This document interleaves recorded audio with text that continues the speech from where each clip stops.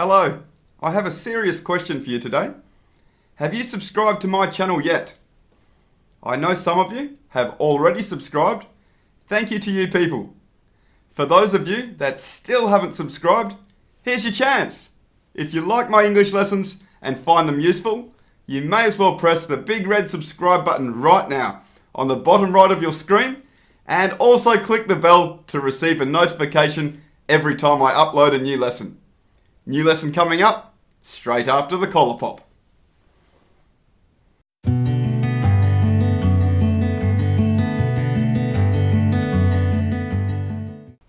Hello English learners. So today's lesson, the difference between the adverbs yet, already, and still. Let's start with yet. Yet is almost always used in the end position, at the end of a sentence or question, and we use yet mainly in negative statements and questions. In negative statements, we can use yet to talk about things which are expected to happen in the future, but which have not happened. An example, I haven't seen the movie yet. This means I expect to see it in the future, but up until now, I have not seen the film. If we just said, I haven't seen the movie, this would just be a fact. I haven't seen the movie. If we say this, I haven't seen the movie, we are not saying that we intend to see the movie in the future. We are not implying that we want to see the movie. When we add the adverb yet, we are expressing that we expect to see it in the future. That is the difference.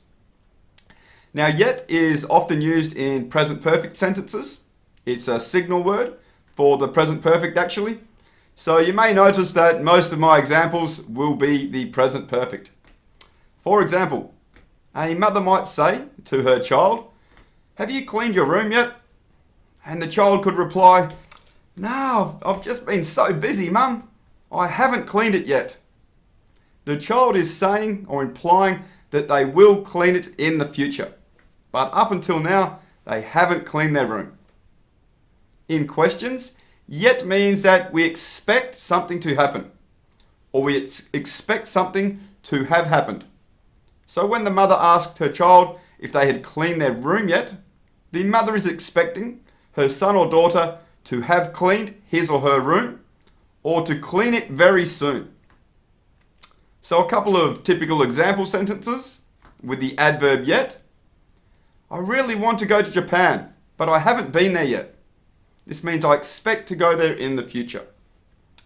Are you ready yet? We have to leave. I expect you to be ready. No, sorry, not yet. I need 5 more minutes. It will happen in the future. Apparently in 5 more minutes in the future. Then we can talk about already. We use already in the middle or end position. And unlike yet, we don't normally use already in negative statements. It is more often used in positive statements and questions. We use already to talk about something that has happened or which people think may have happened in the past. An example, maybe your friend calls you and asks you, hey, do you want to go to the gym? Do you want to pump some weights? You could reply, nah, I've already been to the gym today.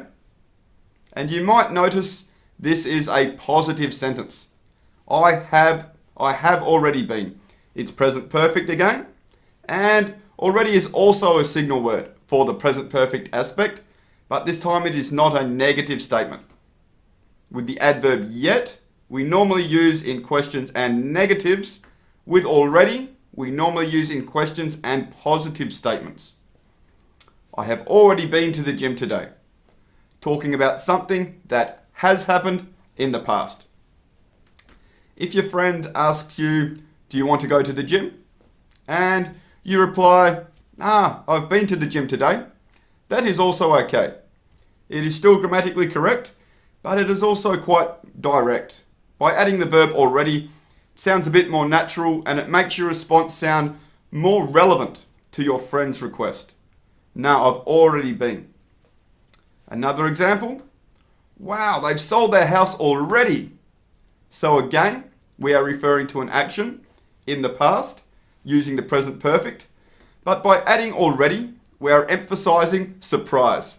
We are surprised that they sold their house so quickly. That's another way that we can use already. In questions, we can say things like, for example, if you're at a concert and the band only plays for half an hour and then leaves the stage, and you were expecting a 2-hour show, you could say, geez, have they finished already? You are expressing surprise that something has happened. A couple more examples of already. Why is the bank sending me a reminder email? I already paid that bill, referring to the past. Another one. I think the boxer in the red shorts will win. It's only the second round and his opponent is already looking tired. Okay. And lastly, we can talk about the adverb still. Still usually goes in the middle of the sentence before the verb. And still is the most versatile of the three, as it is commonly used in positive statements, negative statements, and questions. We use still in positive statements to talk about a situation or an action that continues in the present, often for longer than expected. It hasn't changed or stopped. It is true now. Some examples. I've worked as an English teacher for a long time, and I still enjoy it. This sentence means that I enjoyed it in the past, and I enjoyed it now. I still enjoy it. Another example, this time a question. Do you still live with your parents? In this question, we are referring to the present, and we are emphasizing that the situation is longer than expected. You're 45 and still live with your parents? Jeez. So that was a question and a positive statement. We can also use still in negative statements. When we use still in a negative statement, it means that we expect something to have happened, but it didn't happen. In negative statements, it is similar to yet. For example, she said she would call when she arrives, but she still hasn't called.